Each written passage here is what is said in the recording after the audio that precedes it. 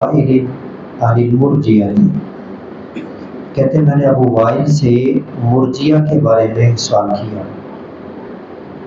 مرجیہ ارجع یرجع ارجع سے اسم فاعل، مرجئۃ۔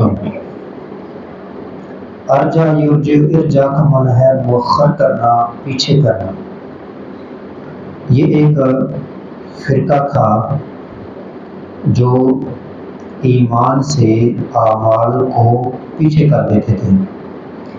کہتے تھے کہ ایمان جب انسان لے آیا، اعمال نہ بھی کرے تو کوئی بات نہیں،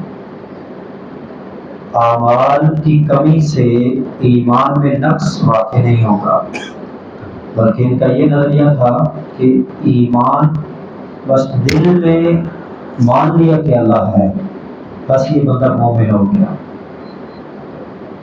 بھلے وہ اعمال بجا لائے یا نہ لائے۔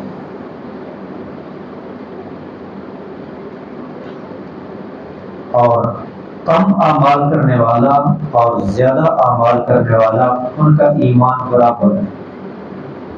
تو مرجیہ کے بارے میں سوال کیا گیا کہ یہ جو کہتے ہیں کہ صرف دل سے مان لینا ہی کافی ہے، نیک اعمال نہ بھی کرو، نماز روزے حج زکات، ان کے بارے میں کیا موقف ہے؟ اور جو برے اعمال ہیں ان سے ایمان میں نقص واقع نہیں ہوتا۔ یہ کہتے ہیں، مرجیہ کہتے ہیں کہ انسان گناہ کرے اس سے ایمان کو کوئی نقصان نہیں ہوتا۔ تو وہ کہتے ہیں کہ مجھے بیان کیا عبداللہ بن مسعود نے کہ بے شک نبی صلی اللہ علیہ وسلم نے فرمایا، سباب المسلم فسوق وقتالہ کفر،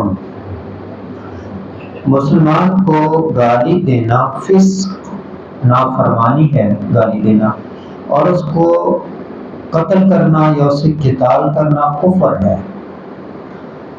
اب جب ایک ایمان والا آدمی گالی دے گا تو یہ فسق ہے، یعنی اتنی کمی واقعات ہوگی، اور اگر وہ لڑائی کرے گا، قتال کرے گا تو یہ کفر ہے۔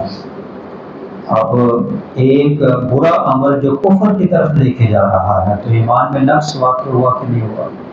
وہ ایک علیحدہ بات ہے کہ کفر کون سا ہے، جیسا کہ امام بخاری رحمہ اللہ نے باب قائم کیا ہے، کفر دون کفر، ایک چھوٹا کفر اور ایک بڑا کفر۔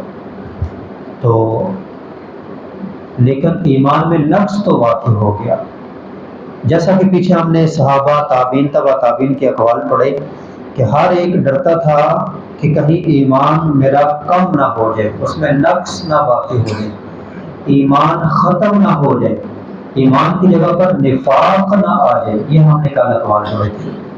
تو یہ مرجیہ کا نظریہ یہ تھا کہ ایمان بندہ لے آیا تو برے اعمال سے ایمان میں کوئی کمی واقع نہیں ہوتی، جبکہ اہل سنت والجماعت کا یہ موقف ہے کہ جب انسان ایمان لے آئے، جتنے زیادہ نیک اعمال کرتا جائے گا ایمان بڑھتا جائے گا، برے اعمال سے بچتے جائے ایمان بڑھتا جائے گا، اور جو جتنے برے اعمال کرے گا اتنا ایمان کم ہوگا، جتنے نیک اعمال کم کریں گے اتنا ایمان کم ہوگا۔